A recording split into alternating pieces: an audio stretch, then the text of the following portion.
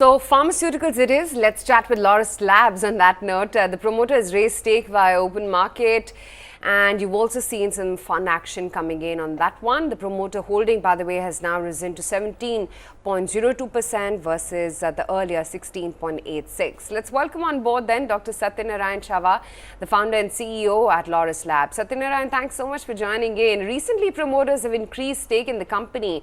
What's the outlook and any key reason why you would do that?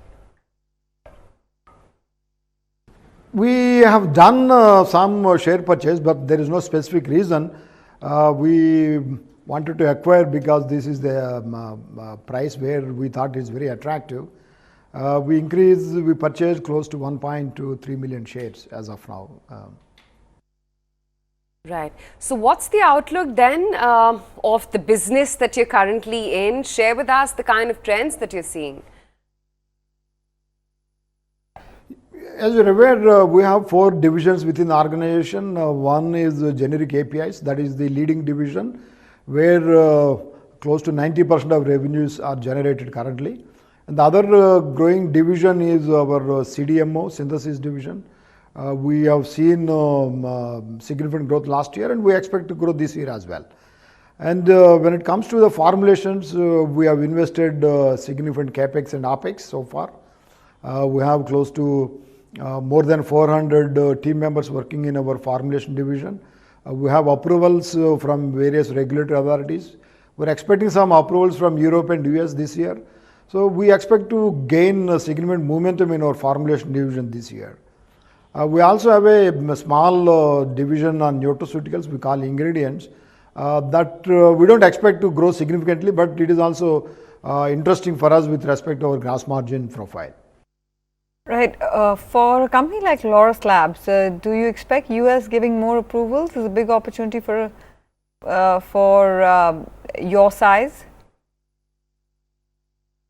That's what we expect. Earlier, the approval time used to be significantly longer. Now there is a lot of transparency and predictability and approval process between 9 and 12 months from filing ANDA. So that will help companies like us who are vertically integrated, and we expect to improve our gross margins by doing forward integration. Why is US such an important market? Will it lead to margin expansion for the company? See, for us, formulation is important. See, there we are focusing our formulation dossiers globally.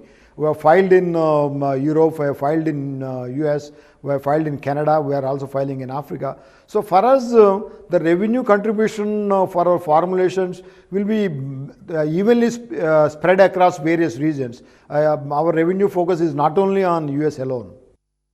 Okay, but for Laurus Labs, there's been a significant R&D expenditure that has been undertaken recently. Is majority of the capex over, and can FY19 see monetization trends emerging now, or would you not say that? FY19 also we are putting capex because we have opportunities to increase our API sales beyond what we have done last year. So our R&D spend will remain constant between FY18 and FY19. We are not going to spend more this year. Whereas capex we are going to increase further, but we are not adding any new sites. This capex is happening in our existing sites. Okay, so R&D spends you're saying will continue to remain high, but it will not impact margins as launches will start to come in the US markets, right? The R&D expenditure will remain same between FY18 and FY19. Since we are not generating any revenue from new units last year, once we generate revenue from new units, Unit 4 and our formulation unit, definitely our margins will improve. You have strong base business of API manufacturing under antiretrovirals and hepatitis C category. We understand you're looking to move up towards the value chain. What are the key ANDAs in the pipeline? Any blockbuster drugs in the works? See, current focus apart from ARV and Hep C, we have a strong uptake happening in our oncology APIs, and we also have a strong focus on diabetic and cardiovascular. So we expect in the next 2 years we will have significant revenue coming from our diabetic APIs as well. You've also received tentatively approval for Gvarid. When can you launch this HIV drug, and what kind of revenues do you hope to garner? So that very interesting. We have approval from US, we have approval from Canada, we have approval from various African countries. So we have shipped close to 300,000 bottles so far. So things are getting better, I would say. Yeah. Okay, so tell us a little bit more about the details with regards to the contract with Aspen, and what is the understanding that you have with them, and how is it that you're going to scale up this tie-up? As you're aware, we have a dedicated site to make steroids and hormones for them, and we signed this CMO agreement almost 4 years back.